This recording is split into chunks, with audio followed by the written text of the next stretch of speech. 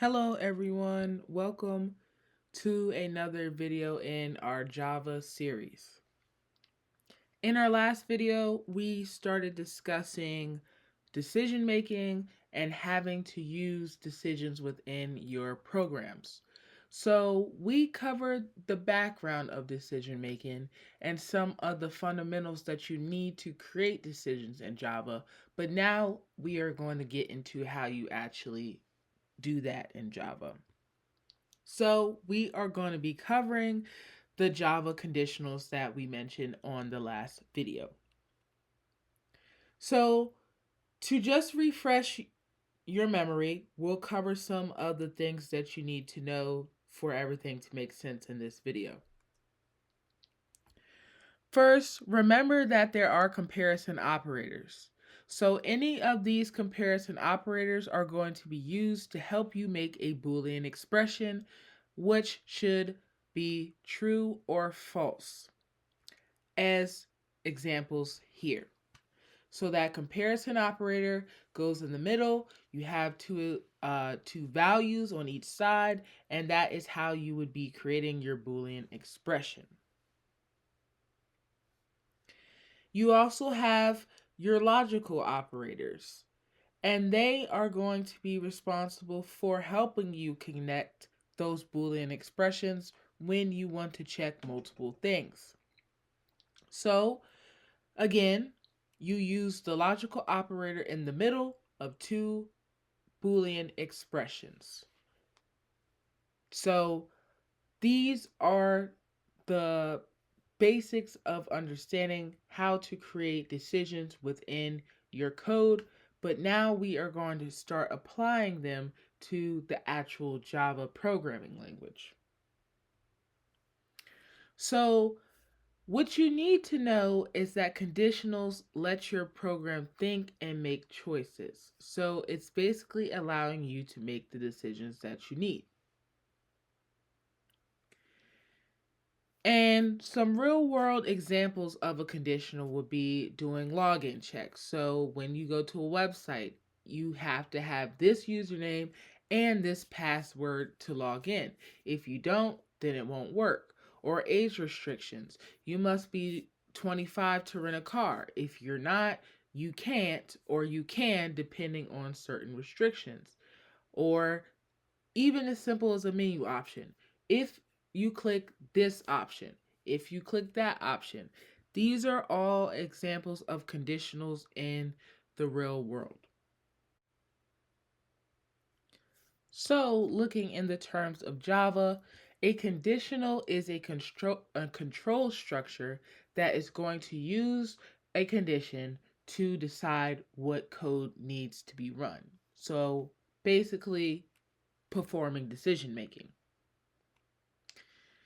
And in Java, it is going to check that Boolean expression and run it based on the result of that expression. So, whatever the result of the expression is, it will run based on that. And that'll make a little bit more sense as we go along. So, now we need to check out the types of conditionals that exist in Java. So, for your conditionals, you can have an if statement, a if else statement, a else if statement, or a nested conditional. So your if statement. Your if statement is basically used when the condition is true. So this is the default decision making statement that you would always use. You first have to start off with a if statement. So basically, what you're going to do is state the word if. And the word if must be lowercase as it appears. It cannot have any capitals or it will not work properly. If is then followed by a set of parentheses, and in that parentheses is where you're going to place that condition, which we have reviewed in the last lecture and at the start of this one. Now, based on that condition, if the condition is true, whatever code you have in the curly braces after the if statement will run. as long as the condition is true. If the condition is false, the code will not run and nothing will happen. So here we have an example of an if statement.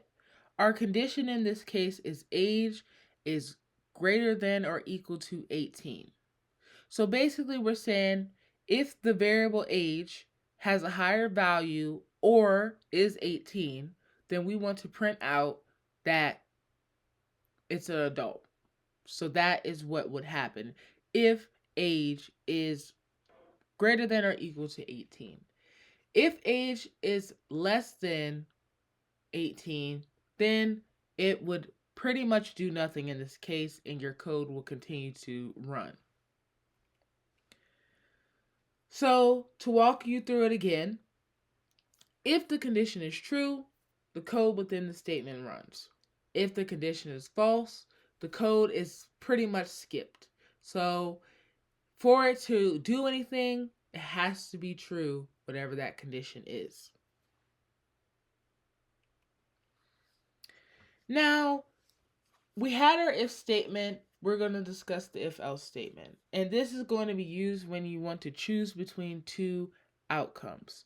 So, for example, you'll have your if statement. Like I stated before, you always start with a if statement.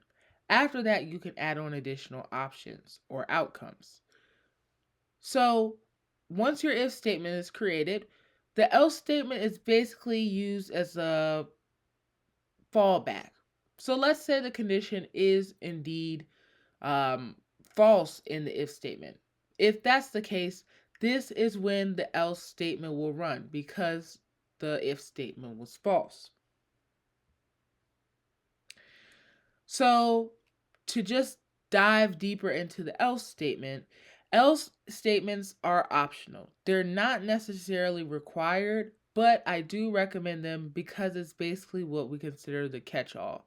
Meaning if the if condition is false, then you will still see something run. However, if you have no else statement and your if statement is false, nothing's going to appear or show up, so you don't know if the if condition actually got checked or if it worked. So that's why else statements come into play, to pretty much just give you some sort of feedback to let you know at least that the conditional process or check has been completed. But this is why it is important to always remember to, at bare minimum, have a if else statement if you're working with decisions, just so you can have a catch all case.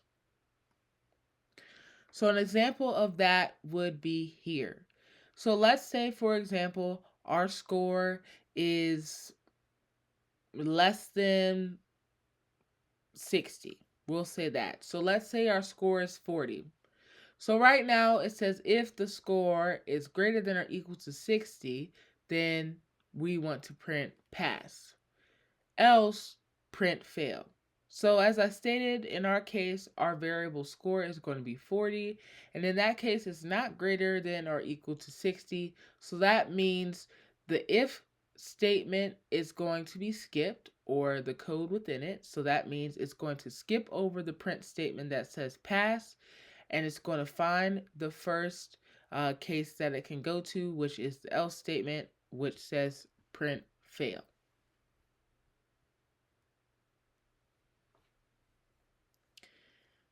Now, we discussed our if, we discussed our else, but there is another statement out there that can be used, which we like to call else if statement. And this is when you want to have 3 or more possible outcomes if there's a bunch of different things you want to check. And this always comes after a if statement, and it always comes before a else statement. So just think of this as having to be in between a if and a else statement to work properly. With a else if statement, you can have as many else if statements as you want in between a if and a else statement. So it comes in handy when you're working with multiple decisions. So here we have an example of the overall structure for an else if statement. You see, we start off with our if statement, and we're starting off with our first condition. We then have our else if statement followed by that has its own condition, condition 2. And it also has its own body of code within it. And then we have our else statement, which also has its own body of code with it. Now, I want you to note that else statements do not take in any conditional. Else statements pretty much stay exactly how you see it here. It's just simply else and the curly braces. Nothing more, nothing less. Now, again, in this situation, you can have as many else if conditions in between the if and else. So in this case, we only have one, but technically in this example, you could have 10, 50, 35. You could have as many as you want as long as you follow this structure. So here we have an example of else if statements within our if or else. So again, it's just pretty much adding another option. So if we take a look, we're saying that our integer of grade is going to equal 85. So the first condition we have is our if statement, and it's basically saying if the grade is greater than or equal to 90, then we want to do this action. Well, taking a look at our grade, it's not greater than or equal to 90, so it's going to skip over this. Then it moves to the else if. Now the else if is going to check its condition, and it's basically going to say, okay, hey, is 85 greater than or equal to 80? So we're going to say, obviously, that's not the truth. Um, oh, excuse me. We said 80. So yes, this one would work, and our else if statement would work because in our case here, we're saying that our grade is 85, and 85 is greater than or equal to 80. So in this code example, our system.out.println B statement will run. Now, when your code hits a condition that is true, it runs the body that is under that true condition, and it will run that result. Now, regardless if there is more text or more conditionals under, it will pretty much skip the rest of them. It can only run off of one true condition, and once that condition has been satisfied, the rest gets ignored. So, like I just mentioned, only one code block will run at a time. And the first true condition that it finds is the only block of code that will run. So, else statements are again optional, but again, to make it a little easier on you, they are for catch-all case purposes to at least let you know if everything is running properly. So here we have a decision tree, and we're basically saying that we want to start. And when we're starting, we're going to evaluate the condition 1. Condition 1 is going to either be true or false. And based on that result, it's either going to run that specific block of code or it's going to check the next condition. If it checks the next condition, it's then going to ask again, is this condition true or false? If it is, then you can run it. If it's not, then you're going to go on to the next condition. You're pretty much going to continue to do this until you hit a else statement, which is our catch-all. So be careful when you are working with your else ifs. For one example, you could put condition out of order, which means that your results will display something that you weren't expecting. You can also have ranges that do not work together. You can also write conditions that will never be true. So if that's the case, it will never work. And you can also forget that only one block will run at a time. So you may think that every block that is true is going to run, and that's not the case. So you just need to keep that in mind when working with your conditionals. And then you have something called a nested conditional. And this is basically where you can have a if statement placed inside of another if or else block or statement. So it basically allows for a multiple step decision making process. And the outer condition must be true before it can even get into the inner. So here we have an example of a nested if statement. You see at the top we have our first if statement, and inside of that if statement we have a if else statement as well. So you can put a if statement, a else if statement, a else statement all inside of another if or else if statement. It does not matter. It just depends on what you're trying to do and how you use them. But overall, the nesting capability allows you to pretty much have your decisions based on a certain condition and then checking another condition and checking another condition and so on. So it's better if you need more control over the selection of the conditions. So, when you're making decisions, you may want to make decisions with text, meaning that it's going to be based on uh, words or strings. So, comparing strings is not the same as comparing numbers. So, let's take a look at comparing strings.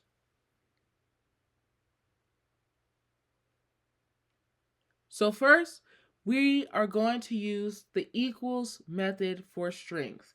Remember, we use this instead of the equal sign to pretty much compare this.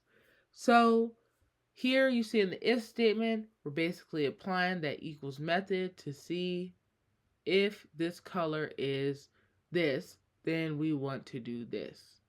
And that is basically how the equals method works. We also have the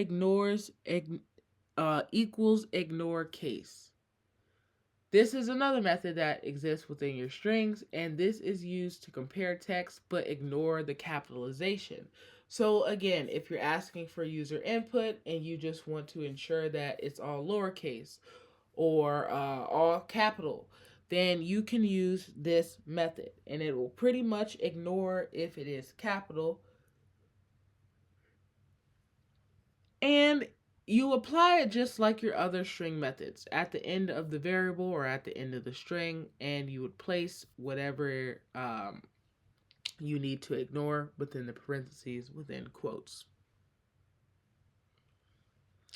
So why are we not using the double equal sign?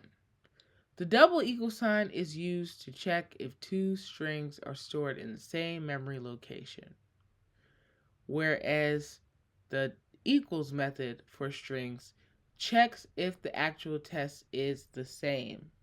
So it's basically trying to see if the strings that are being checked are exactly the same. So remember, dot equals or the equals method for strings and equals equals for numbers and booleans.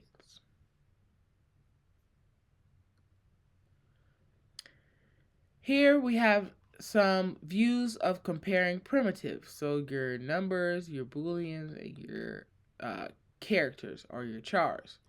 And you would use the comparison operator or the equal to operator to compare the values. So if you take a look at the picture, we have A equals 5 and B equals 5. And pretty much what we're asking in our condition is if A is equal to B. And obviously in this case that would be true. Now if you're working with text, that is a little different, and you would be using that equals method. So again, equals is used to compare text. Equal to is used to compare the memory locations of the data value that is being stored. So they are not used the same. So with your strings, use the equals method to compare text. So overall today we have started covering conditionals. That's your if, your else if, your else, and your nested conditionals. All of these allow you to make decisions within your program and should help you see the different capabilities that you can start doing with Java. So please take your time in watching the coding tutorial after this to get a better idea for these topics, and I will see you in that video.